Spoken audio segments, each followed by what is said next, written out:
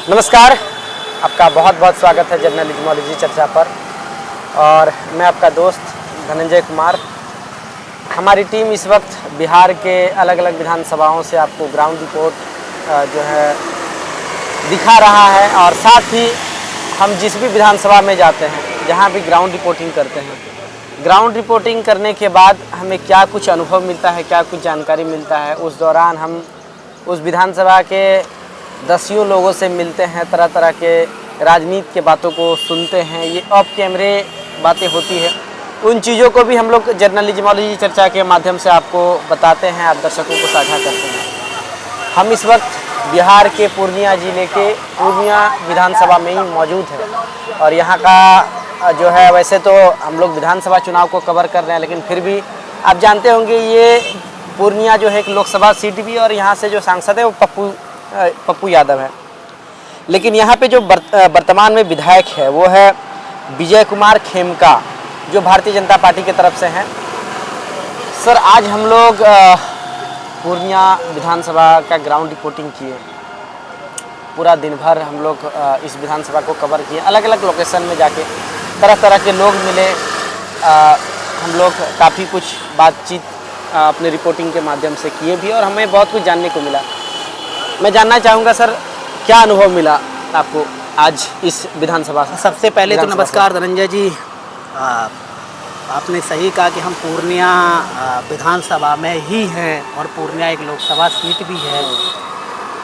तो अनुभव से पहले थोड़ा यहाँ के बारे में बता दें ताकि दर्शक समझ सके, उसके बाद हम लोग आगे की चर्चा करेंगे। इस विधानसभा में सबका, कांग्रेस का, बीजेपी का और सीपीआईएम का बराबर का यहाँ पर जो कैंडिडेट जीता है, बराबर की भागीदारी रही है। जब पहला चुनाव हुआ यहाँ पर 1952 में, तो कांग्रेस आई, और कांग्रेस तब से लगातार 6 बार आई यहाँ पर। 1952, 1957, 1962, 67, 69, 72, और ये लगातार कमल देव नारायण सिन्हा, अगर आप इनके बारे में सर्च करेंगे कमल देव नारायण सिन्हा के बारे में, तो ये बहुत ही अच्छे समाज सेवी। इनके नाम से आप किसी से भी जब बात करेंगे, कोई बुज़ुर्ग से बात करेंगे, तो वो आपको बता देगा कि कमल देव नारायण कौन थे। अब उनको कमल बाबू भी कहा जाता है, और लोग चाहे किसी भी पार्टी का वोटर हो, लेकिन सबको उसको अच्छा कहता है। अब हम दूसरी जगह आ जाते हैं। अब दूसरे आ जाते हैं जब 72 के बाद 80, 85, 90, 95, 98 ये रहा है सीपीआईएम का गढ़। अजीत सरकार 80 से लेके 95 तक यहाँ से विधायक रहे। उसके बाद माधवी सरकार आई सीपीआईएम से। उसके बाद क्या हुआ, अजीत सरकार की यहाँ हत्या की गई इसी पूर्णिया में। ये जो आगे सुभाष नगर है, वहाँ पर उनको गोली मार के दिन दहाड़े हत्या कर दी गई। नाम पप्पू यादव का आया। लोगों ने मुझे बताया, ऑन कैमरे बताया, एक लोगों ने नहीं बताया, 3-4 लोगों ने, धनंजय जी, बताया हम लोगों को कि पप्पू यादव को तो सिर्फ फंसाया गया। वो हत्यारे एक्चुअल हत्यारे नहीं थे, उसको फंसाया गया, ये लोगों ने बताया। लेकिन मीडिया रिपोर्ट में हम लोग देखे थे कि उसमें जो है पप्पू यादव को शामिल किया गया था। अब आते हैं विजय कुमार खेमका के ऊपर, जो हमें निष्कर्ष यहाँ से निकला। हाँ, उसके बाद सर जैसे आप बताएं कि जैसे अजीत सरकार के बाद 2000 में यहाँ पे पहली बार बीजेपी आई, और तब से लेके अभी तक यहाँ पे बीजेपी ही है। 2000 में राजकिशोर केसरी, 2005, फिर 2005 का चुनाव होता है, 2010। 4 बार किशोर केसरी रहे यहाँ पर। उसके बाद 3 बार नहीं, 4 बार है, ठीक है, 4 बार राजकिशोर। 2005 में 2 बार चुनाव होता है ना। 2011 में फिर बीजेपी आई, किरण देवी। उसके बाद 2015-20 में विजय खेमका रहे। विजय खेमका एक पॉलिटिशियन, पार्टी के फैमिली से बिलोंग करते, इसलिए उन वहाँ से यहाँ से जीते। लेकिन लोगों ने तो ऐसा ही निष्कर्ष किया कि काम धाम कुछ भी नहीं किया। ये जो लोगों ने बताया, हम लोग जो ग्राउंड रिपोर्ट किए कि यहाँ पे जो विजय कुमार खेमका जो विधायक है, उसको लोग इसको देखकर वोट नहीं दिए थे। यहाँ पे जो है मोदी जी को देखकर इनको जो है जिताए हैं। और ये भी लोगों ने बताया कि ये जो है अलग टाइप का इंसान है, मिलता विलता नहीं है ज़्यादा, काम वाम नहीं करता है। तो बीजेपी की तरफ से खड़े हुए थे, और यहाँ पे जो है मोदी जी का जो है वोटर हैं, मतलब बीजेपी के वोटर क्षेत्र हैं। है शहरी ये जो क्षेत्र है। पूर्णिया विधानसभा लगती है, पूर्णिया रेलवे स्टेशन से ही स्टार्ट हो जाती है। और ये शहरी क्षेत्र में अक्सर हम, क्योंकि वहाँ दुकानें होती, वहाँ जर्नल कास्ट का लोग ज़्यादातर होता है, तो वो नरेंद्र मोदी को ज़्यादा पसंद करते हैं। बाकी जब हम दूसरी जगह जाएंगे, वहाँ जैसे मुस्लिम लोग हैं, हो सकता है वो किसी और पार्टी को पसंद करें, तो ये अपना अपना क्षेत्र है। तो एक चीज़ और मैं आपको दोस्तों बता दूं कि हो क्या रहा है यहाँ की राजनीति में। मैं इसलिए भी धनंजय जी बिहार में हम लोग घूम रहे हैं कि यहाँ पर जो आजकल की राजनीतिक दल है वो ये कहते हैं कि हमने ये विकास किया, हमने वो विकास किया। आज की ही जो खबर है, ये खबर है कि बिहार सरकार ने कहा है कि हमने 2023-2024 में 40,099 बेरोजगारों को 801 करोड़ रुपए दिए थे। तो दोस्तों अब 2023-24 में दिए थे, तो मैं इन सवालों को लेकर के ऐसे लोगों को देखने जाता हूं कि वाकई में क्या है। क्योंकि ये बोल तो देते, आंकड़े दे दिए कितने लोगों को, लेकिन ज़मीन पे आप ढूंढने जाएंगे तो मिलेगा नहीं, ये लोग मिलेंगे नहीं। अब इन्होंने अगला क्या बोला कि अब 2024-25 में हम 1124 करोड़ रुपए देंगे।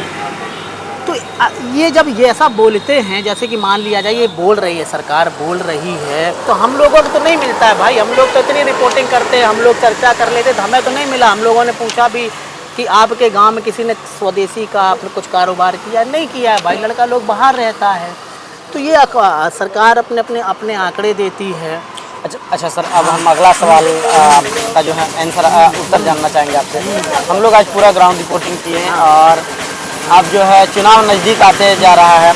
अगर फिर से यहाँ पे जो है विजय कुमार खेमका को अगर टिकट देता है, अगर पिछला चुनाव का बात करें तो वो 32,154 वोटों से जो है इंदु सिन्हा जो कांग्रेस की तरफ से चुनाव लड़ी थी, उनको जो है 32,154 वोटों से हराया था। तो इस बार अगर उसको टिकट मिलता है बीजेपी की तरफ से, तो क्या लग रहा है कि वो चुनाव हो सकता है जीत जाए, लेकिन वोट परसेंटेज कम रहेगा, 2%, 3% से। क्योंकि नरेंद्र मोदी एक ऐसे नेता है, वो हमेशा राजनीति में ही रहते हैं। क्यों राजनीति में रहते हैं, इसका भी धनंजय जी हम आपको आंकड़ा दे दें।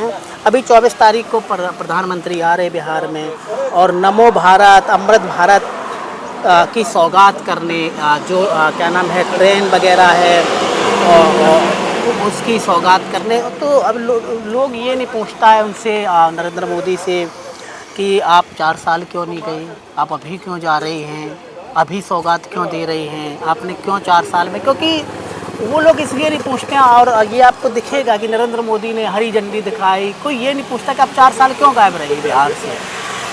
तो लेकिन नरेंद्र मोदी जैसा कि आपका सवाल था कि नरेंद्र मोदी हमेशा राजनीति में रहते हैं, पॉलिटिक्स में रहते हैं कि कब हमें कहाँ पे तो का फेंकना है।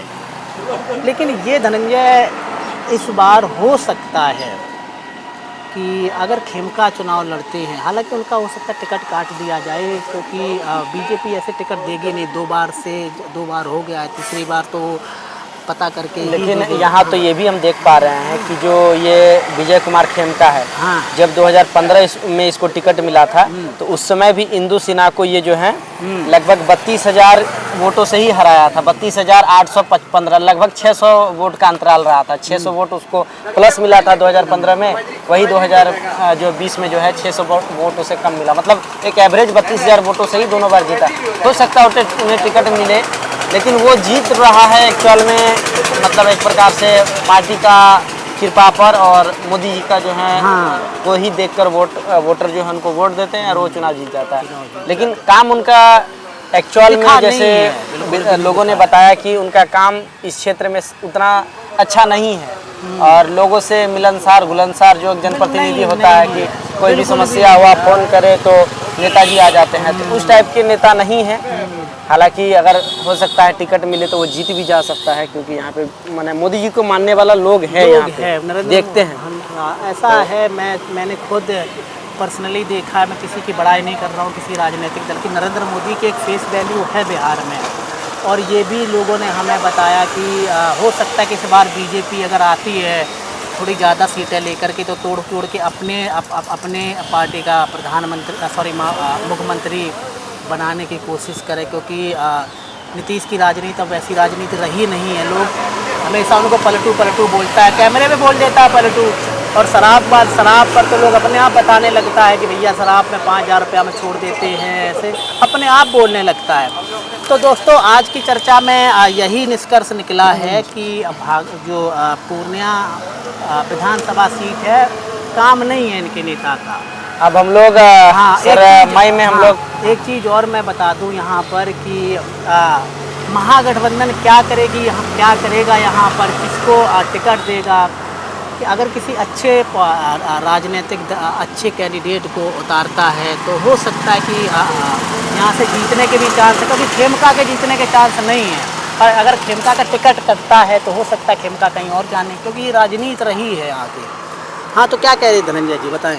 तो वही, अब हम लोग तो सर इस कार्यक्रम में इतना ही बात करते हैं। अब मई का महीना जो है आने लगा है, और हम लोग धूपों में भी अपने दर्शकों के लिए उसी प्रकार से ग्राउंड रिपोर्ट करते हैं। और अभी हम लोग पूर्णिया के एक क्षेत्र पे मौजूद हैं। ये यहाँ से हमको लग रहा है कि 7-8 किलोमीटर रेलवे स्टेशन होगा, और ये एक पेड़ के छाँव में बैठे हैं और यहाँ हवा भी अच्छी चल रही है। तो सर बताएं हमारे शो के बारे में, जो दर्शक देखते हैं कि कौन कौन सा शो हमारा जो है, हम लोग कौन कौन सा शो के माध्यम से जो है हम लोग दर्शकों के सामने दिन प्रतिदिन प्रस्तुत होते रहते हैं। तो हमारे शो है, एक तो हम जर्नलिज्मोलॉजी चर्चा करते हैं, उसके बाद अभी हमारी कोशिश है इलेक्शन एक गेम के ऊपर, क्योंकि इलेक्शन एक गेम ऐसा एक शो है कि राजनीति तो चुनाव तो होता है, लेकिन उसको जुआ की तरह यूज़ करते हैं। एक करप्शन, एक करप्ट इंसान राजनीति में बैठ जाता है, और उसके बाद एक करप्ट विधायक एक अपने पुलिस वालों को पीछे लेकर के घूम रहा है। तो इलेक्शन एक गेम यही है कि चुनाव एक जुआ है, और ये जुआ कब तक चलेगा? जब तक जुआ चलेगा तब तक ये शो रहेगा हमारा, और जुआ ख़त्म हो जाएगा तो हम शो को हटा देंगे। लेकिन हम मिलेंगे आपको यहीं पर, ऐसे ही किसी चौराहे पर मिल जाएंगे। एक ना एक दिन तो हमें आप ज़रूर याद करेंगे कि हाँ, कोई थे जो 6-6, 7-7 महीने इलेक्शन कवर करते थे। शो को एंड करते हैं। तो अब दर्शकों को बहुत बहुत धन्यवाद। आप हमें जो है अभी तक देख रहे थे, और हम लोग यह जो हमारा जर्नलिज्मोलॉजी चर्चा है, इसके माध्यम से हम लोग प्रत्येक विधानसभाओं में काम करने के बाद जो भी अनुभव मिलता है वो हम लोग जो है आप दर्शकों तक साझा करते हैं। और आपको लग रहा है कि इस शो के माध्यम से आपको और कुछ हमें बतानी चाहिए, तो आप कमेंट कर सकते हैं, ताकि हम लोग आगे और भी आपको बेहतर जानकारी देंगे अलग अलग विधानसभाओं से ग्राउंड रिपोर्टिंग करने के बाद। तो दर्शकों, अब हम लोग यहीं पे इस वीडियो को विराम देंगे। हम लोग फिर मिलेंगे आपसे जर्नलिज्मोलॉजी के अगले एपिसोड में, अगले रिपोर्टिंग में। तब तक के लिए बने रहिएगा जर्नलिज्मोलॉजी पर।